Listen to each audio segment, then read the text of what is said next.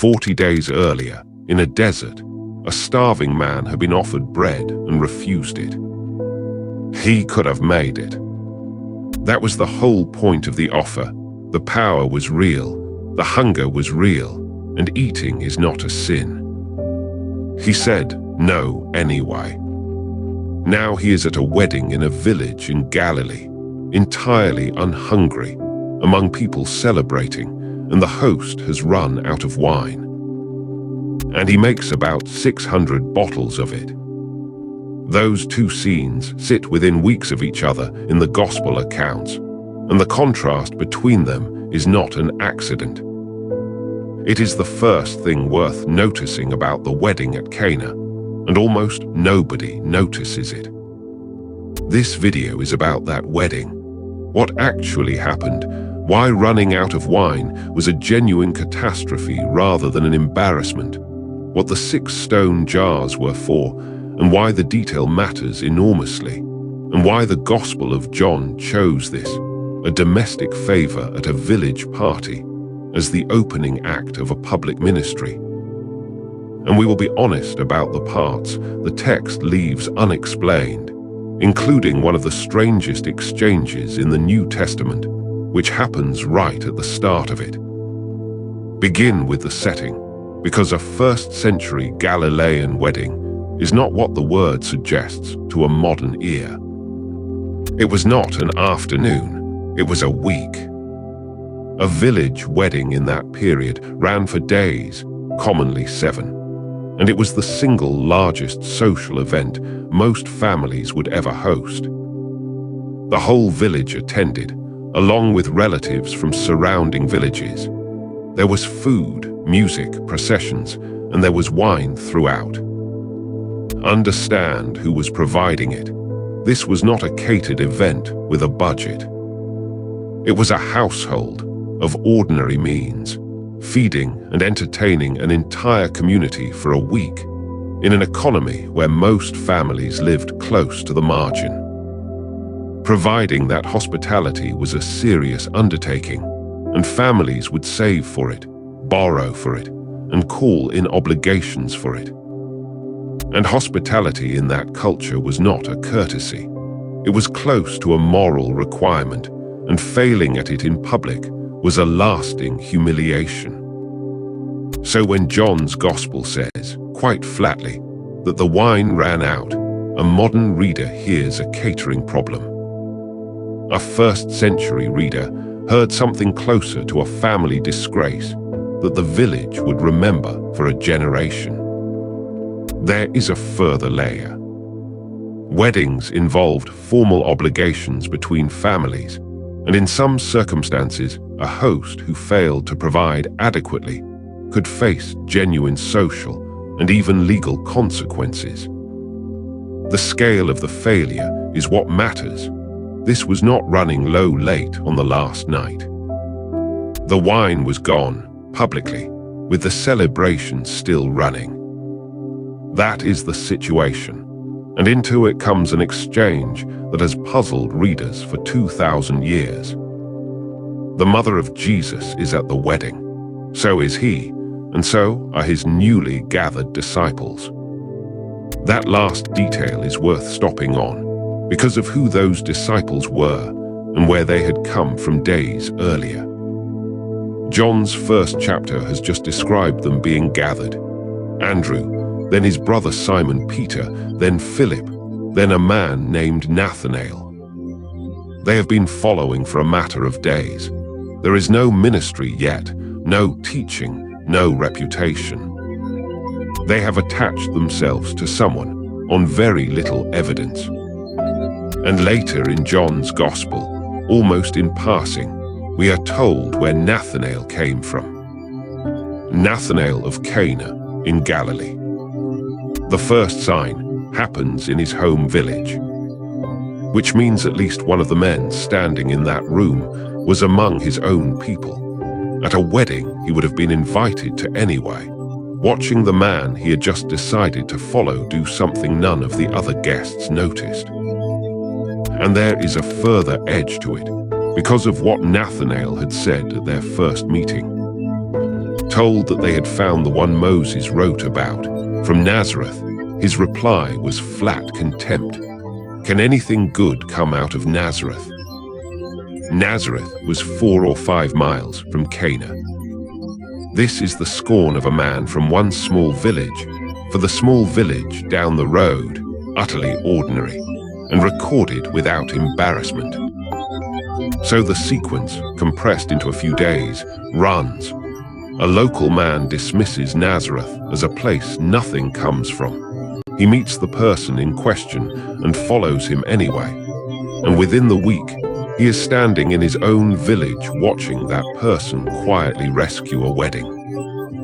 None of which the gospel comments on. It simply lays the details down in different chapters and leaves them there. She comes to him and says 6 words. They have no wine. She does not ask for anything. She states a fact.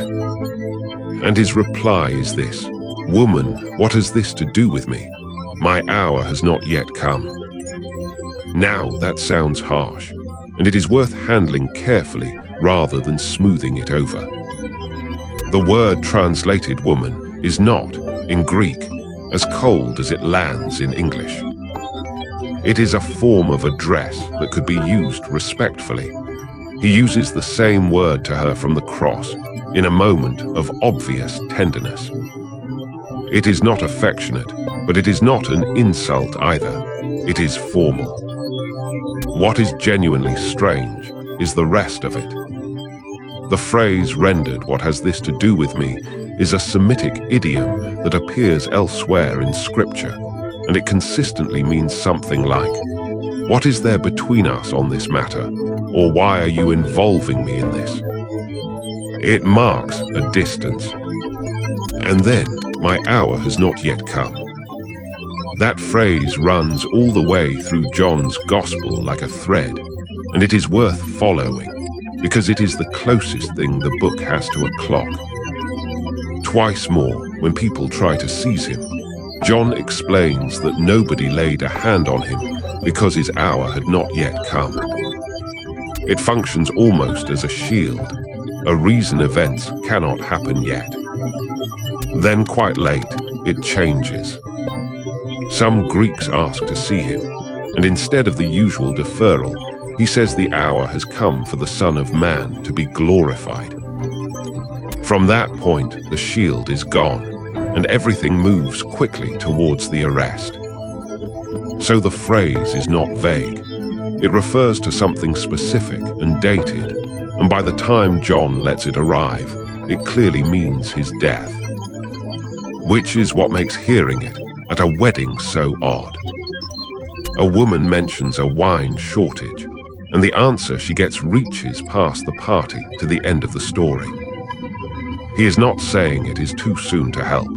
He is saying that the thing this points towards is not due yet.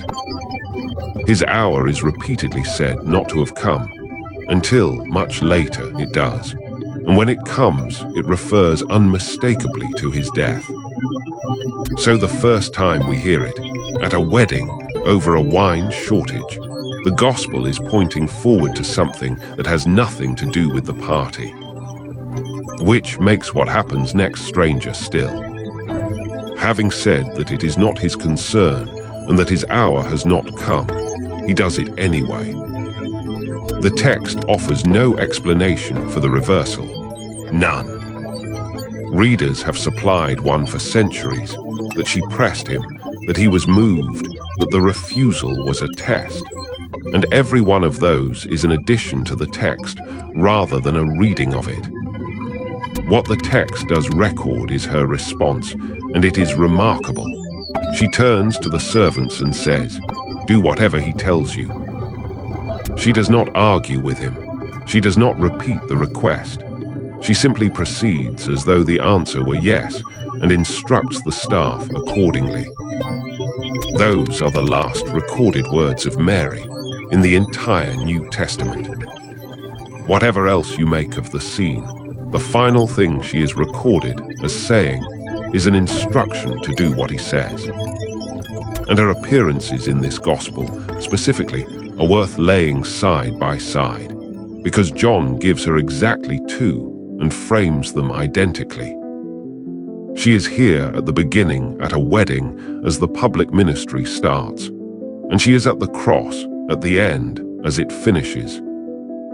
Both times he addresses her as woman. The same formal word, the first time in a room full of celebration, the second time from an execution. Both times the word hour is in play. Here he says his hour has not yet come. By the time of the crucifixion, John has spent the whole gospel repeating that the hour is not yet until it is. And both times he does something for someone else's benefit rather than his own. Here, a family spared humiliation without ever knowing. There, from the cross, arranging for her care. John is not a careless writer. He includes her twice at the two ends of the story, with the same address and the same vocabulary of the hour, and he leaves the pairing entirely uncommented. It is also worth noting what he does not do. He gives her no birth narrative, no annunciation, no manger, all of which belong to Matthew and Luke. In John, she simply appears, fully formed at a wedding, saying they have no wine. Now to the 6 stone jars, because this is where the story stops being about a party.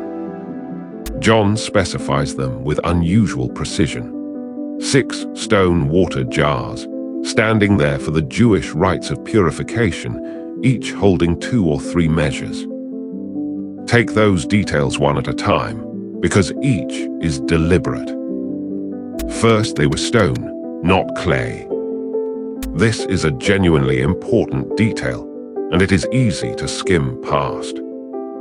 Under Jewish purity law, ceramic vessels could contract ritual impurity, and once impure, had to be broken. Stone vessels could not. That made stone the material of choice for anything used in purification, and the archaeology bears this out emphatically.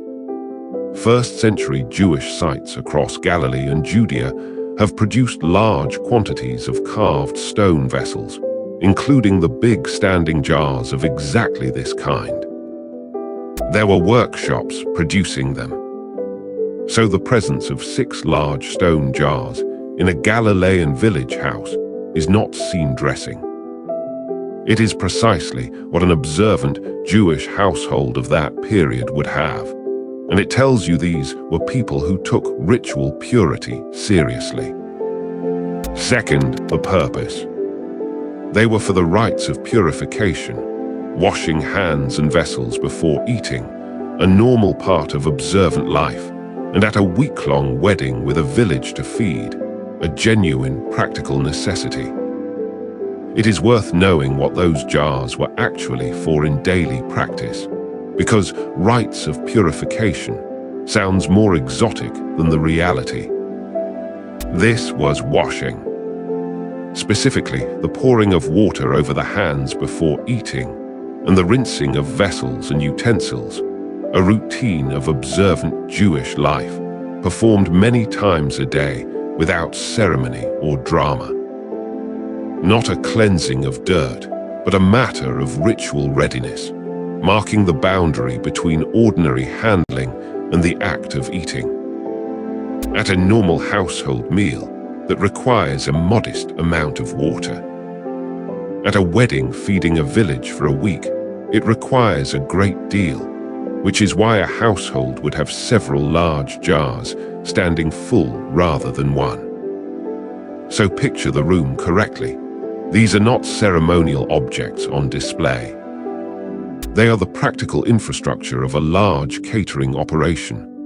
Big, heavy, unglamorous, standing where they are needed, probably in a service area rather than among the guests.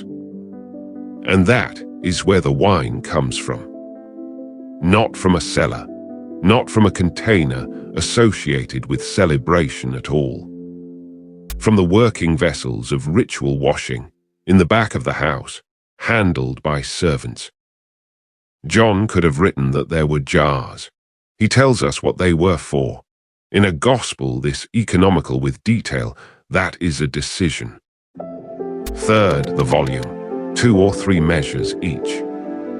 The measure John uses is a meters, a Greek unit of roughly 9 or 10 gallons.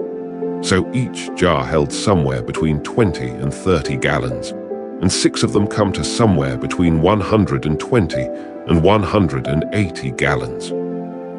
Before converting that into something recognizable, it is worth being clear about what wine meant in that setting, because a modern reader imports assumptions that do not belong. Wine in 1st century Judea and Galilee was not primarily a luxury or an intoxicant, it was a staple. Water supplies were frequently unsafe, and wine, usually diluted with water, often substantially, was the ordinary drink of ordinary people at ordinary meals. Children drank it. It was as unremarkable as bread. That matters for reading the scene in 2 directions at once. It means the quantity is less shocking as a matter of consumption than it first appears, because this is a village drinking a diluted staple across a multi-day feast, rather than a modern crowd working through neat bottles. But it also means the shortage was more serious, not less. Running out of the ordinary drink for a week-long feast is not running out of champagne at a reception. It is closer to running out of food. And the quality distinction the steward makes is real too. There was good wine and there was poor wine, and the difference was noticed. His complaint depends on it. Convert that to something recognizable. At a standard modern bottle, you are looking at roughly 600 to 900 bottles of wine. For a village wedding, after the guests have already been drinking for days, sit with that number, because the scale is the point, and it is almost always underplayed.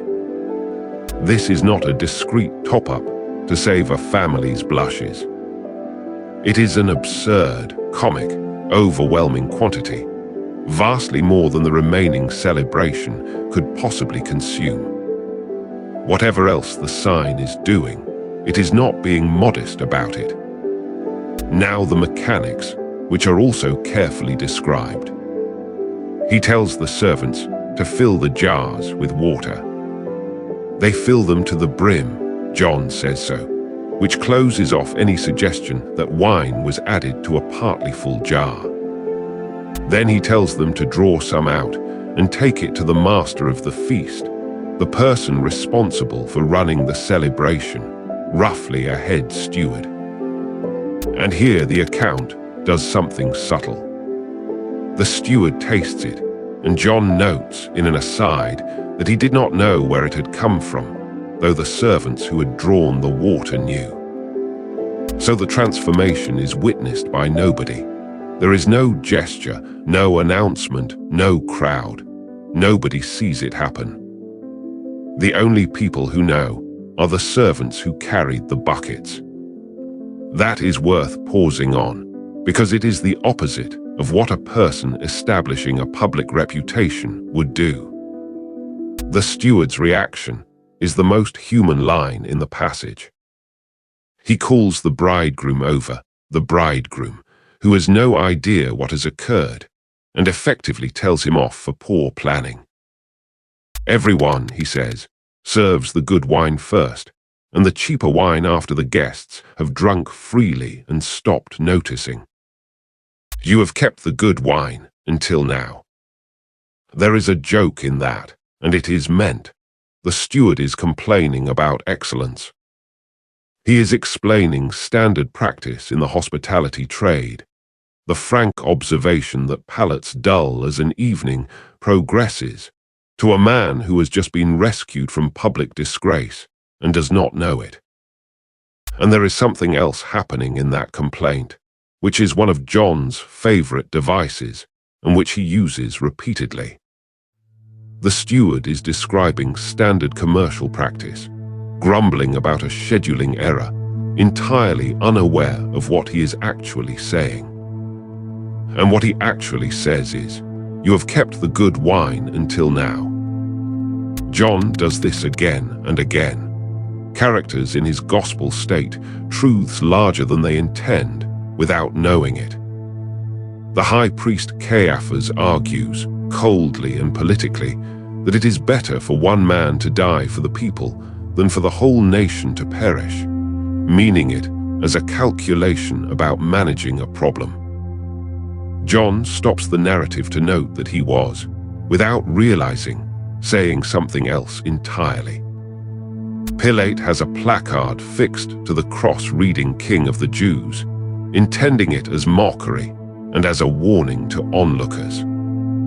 When challenged about the wording, he refuses to change it. "What I have written, I have written." A Samaritan woman at a well remarks that Jacob gave them the well, and asks whether this stranger imagines he is greater than Jacob, a rhetorical question meant to close a conversation. Every one of those is a person speaking accurately by accident. The steward at Cana belongs in that company. He is trying to explain the drink's order to a bridegroom. What comes out of his mouth is a summary of the entire gospel. The best thing was not first, and it was not what anyone expected, and it has arrived after everybody had stopped looking for it. He has no idea. That is the point of the device. The truth is said by someone who does not mean it, in front of people who do not notice, which is exactly the shape of the sign itself. Then John says something that reframes the whole episode, and it is the sentence the passage exists for. This, he writes, was the first of his signs, done at Cana in Galilee, and it manifested his glory, and his disciples believed in him. Note the word, sign, not miracle. John's gospel almost never uses the ordinary Greek words for a miracle or a wonder. It uses semeion, a sign. And a sign is not primarily an act of power. A sign is something that points away from itself at something else. That word choice organizes the entire gospel. John records a series of these signs: the water into wine, the healing of an official's son, a man at a pool, feeding 5,000, walking on water, a man born blind, and finally Lazarus. And he is not compiling a list of impressive events. He is building an argument in which each sign points at a claim. The structure is tighter than it first appears, and two features of it are worth knowing. The first is the escalation. Read the sequence in order and it climbs. Wine at a party, then a sick child healed at a distance, then a man disabled for decades, then 5,000 fed, then nature itself, then a man blind from birth, then a man 4 days dead. It begins with an inconvenience and ends with a grave.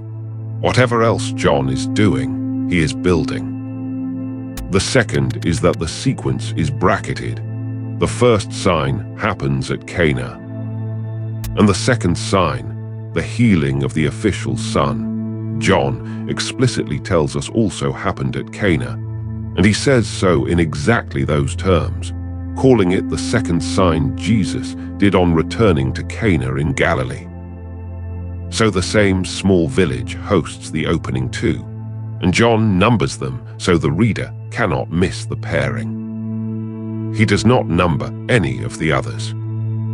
There is a contrast built into that pair too. The first sign is for a family who never learn it happened. The second is for a father who begs, publicly and desperately, for a dying child. The first is abundance, where there was only embarrassment at stake.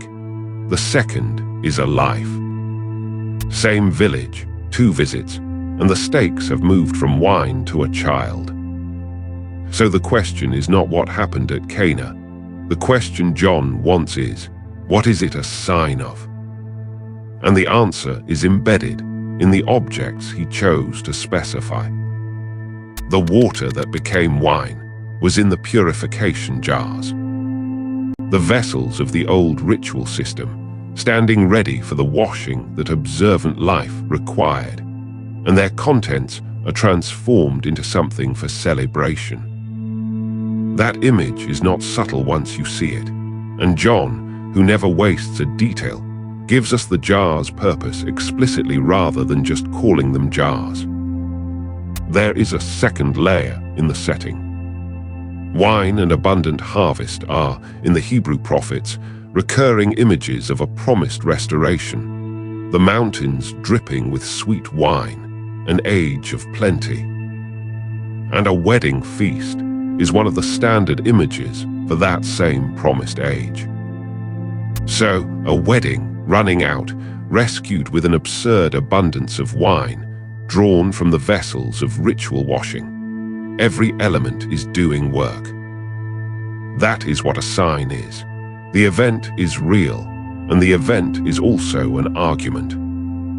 Now come back to where we started, because the contrast with the wilderness is the sharpest thing in the passage. In the desert, starving, he was told to turn stones into bread and refused. Here, at no personal need whatsoever, he turns water into wine on a scale bordering on ridiculous. What is the difference? The first was for himself, at the prompting of an adversary to prove something. The second is for somebody else, at no benefit to him, and is deliberately hidden from everyone who might have been impressed by it. The power is identical in both scenes. What changes is the direction it points. And notice what he does not get out of it. Nobody at the wedding knows. The steward credits the bridegroom. The bridegroom is baffled. The guests drink better wine and think nothing of it. The only witnesses are servants, whose testimony would have carried no social weight whatever, and a handful of disciples.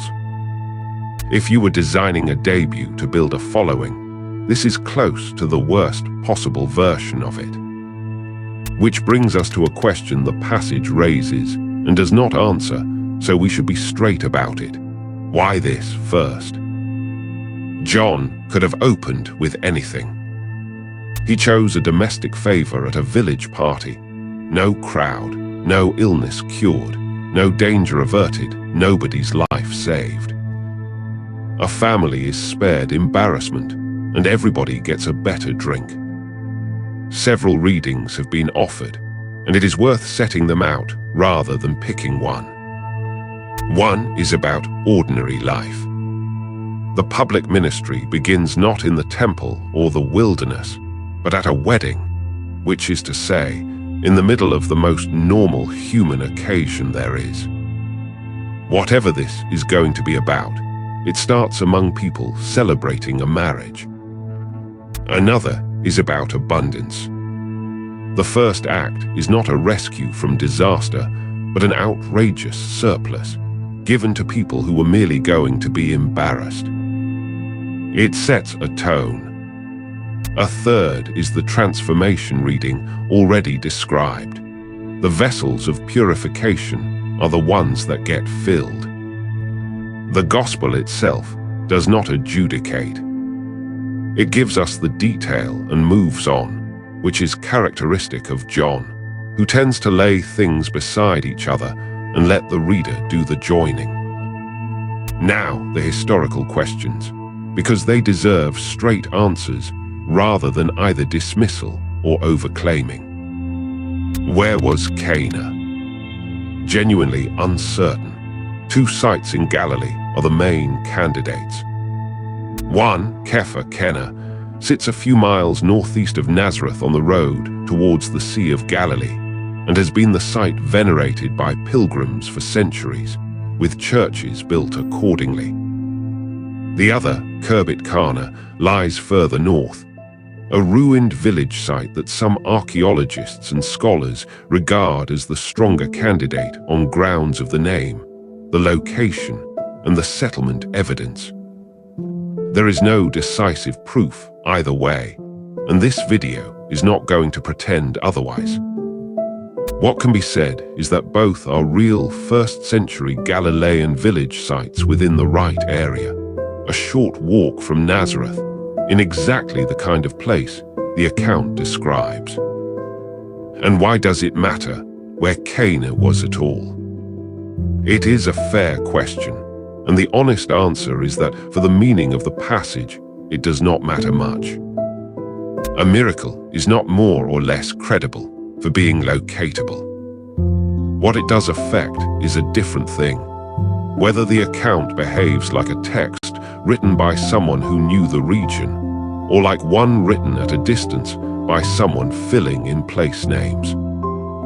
John names Cana 4 times across his gospel, and each time he adds of Galilee, a qualifier you would use for a small place that needed distinguishing, not for anywhere well known. He casually attaches a disciple to it. He specifies that it is a walk from Capernaum in the right direction and at the right sort of distance. None of that proves the event. It does mean the geography is handled the way a local handles geography, unremarkably, without explanation, as somewhere that simply exists. What about the stone jars? Is that detail plausible? This is where the archaeology is genuinely strong, and it is one of the more striking convergences between text and excavation. Carved stone vessels of precisely this type have been found in quantity across Jewish sites of the period. Production centers have been identified. Large standing jars, holding many gallons, are among the forms recovered. So the specific, apparently incidental detail, 6 large stone jars used for purification, standing in a village house, describes something we now know was ordinary in first-century Jewish Galilee, and which fell out of use afterwards. That does not verify the event. Nothing could. But it does mean the account is furnished with the correct objects for its time and place, which is not true of every ancient narrative. One more textual point, and it is a real one. This story appears only in John. Matthew, Mark, and Luke do not mention it. That is worth stating plainly rather than skating past. John contains a good deal of material the other 3 do not, and this is among it. Readers have explained that in different ways, that John was working from a different body of tradition, that he selected for his own argument, that the other 3 had different priorities. The observation stands regardless of the explanation. For this episode, we have one source, not 4. Let us end where the passage does, because John's final line is the one that tells you what he thinks happened. His disciples believed in him. Not the guests, not the village, not the steward who thought the bridegroom had been oddly strategic about the drink's order.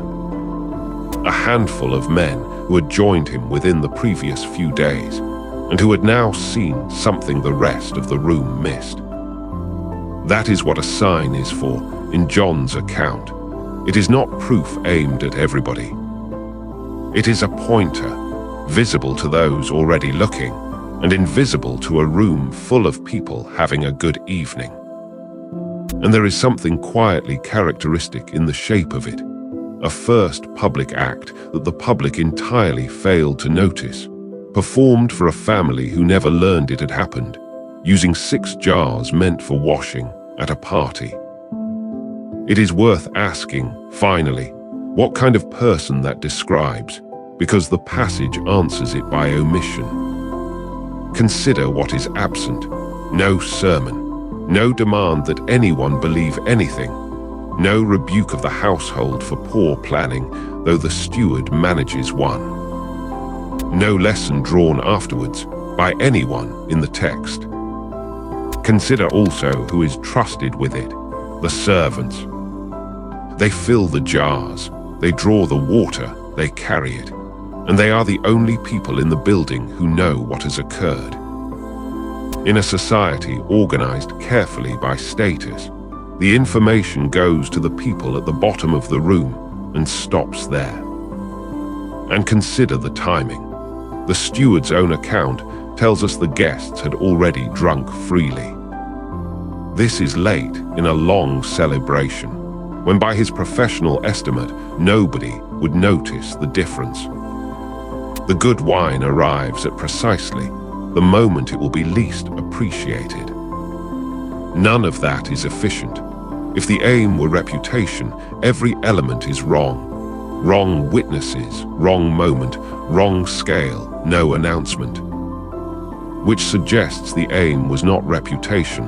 The family got their week, the village got their feast, the bridegroom got the credit. And 4 or 5 men who had followed a stranger out of Judea on almost no evidence got the one thing they actually needed, which was a reason to keep going. The desert said no to bread for one starving man. Cana said yes to 600 bottles for a village that only stood to be embarrassed. Both times the power was the same. What differed was who it was for. Scripture and sources. This account draws on the Gospel of John chapter 2 for the wedding itself, on Matthew chapter 4 and Luke chapter 4 for the temptation it is set against, and on the prophetic imagery of abundance and wine in Amos, Joel and Isaiah. The archaeological material on 1st century carved stone vessels and on the candidate sites for Cana comes from published excavation reports and survey work in Galilee. Where the evidence is genuinely undecided, most obviously the location of Cana, this video sets out the candidates rather than choosing one. Where the text declines to explain itself, including the reversal after, "My hour has not yet come," it says so plainly rather than supplying a motive the gospel does not give.